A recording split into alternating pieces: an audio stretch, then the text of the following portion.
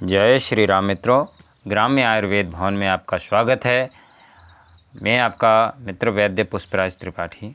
आज हम लोग पलाश के केसरिया पुष्पों का गुलकंद बनाने वाले हैं।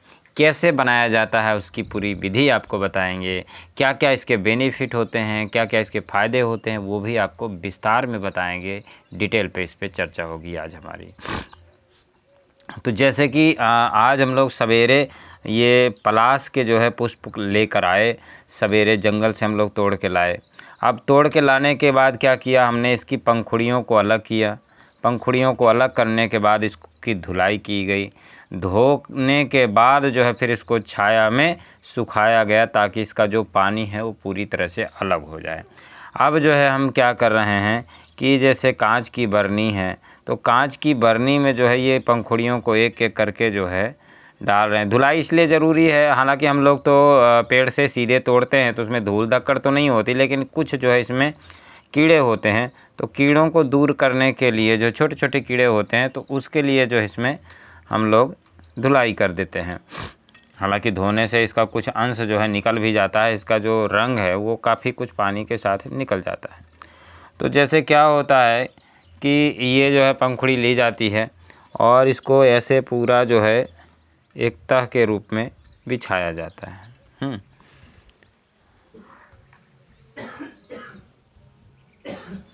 ये कांच का बरनी है। आप देख रहे हैं सामने, बढ़िया दिख रहा है।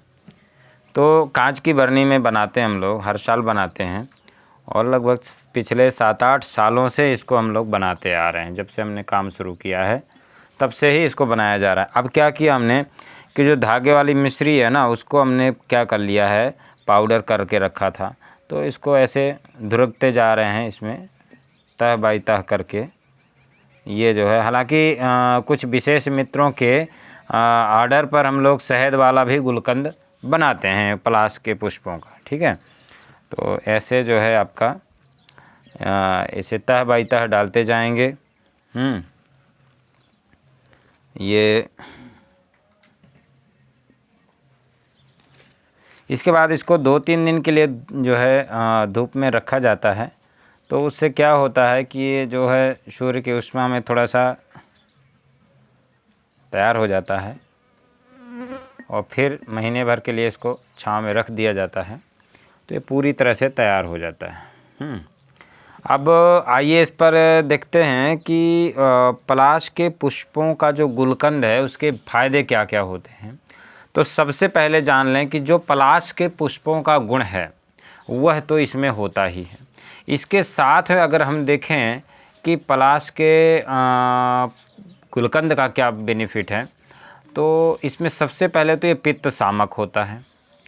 पित्त शामक होने के साथ जो है शरीर की गर्मी को, शरीर की ऊष्मा को, शरीर के जो है गर्मी को दूर करता है। शरीर में गर्मी व्याप्त हो गई है, भयंकर गर्मी हो गई है शरीर में, तो उसको दूर करता है।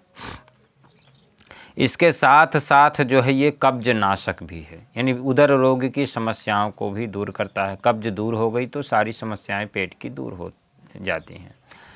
और कई बार गर्मी अत्यधिक होने के कारण जो है पेशाब में जलन हो जाती है, तो उसको भी ये पूरी तरह से दूर करता है। हालांकि सप्त धातु पोषक है, शरीर में ओज तेज का निर्माण करता है। तो इस समय जो है यह जो चैत्र का महीना होता है, इस समय भयंकर पुष्प आए होते हैं पलाश के। और जहाँ भी जाइए पलाश के पेड़ दिखेंगे वहाँ लालिमा ही लालिमा दिखती है।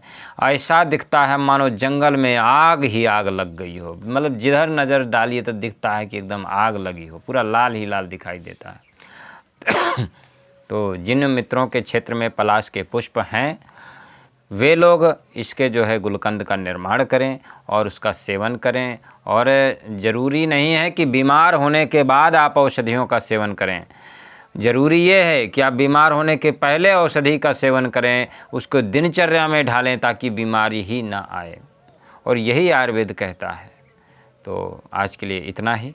अब हम लोग बनाएंगे, 3-4 बरनी हमारे पास पुष्प हैं, इकट्ठा हैं, तो इनको बना लिया जाए। और अभी ये प्रक्रिया लगभग 15 दिनों तक निरंतर जारी रहेगी और इस साल काफ़ी आर्डर है हमारे पास में, लगभग 50 किलो गुलकंद का आर्डर है हमारे पास, जो हमें बना करके अपने मित्रों को उपलब्ध कराना है।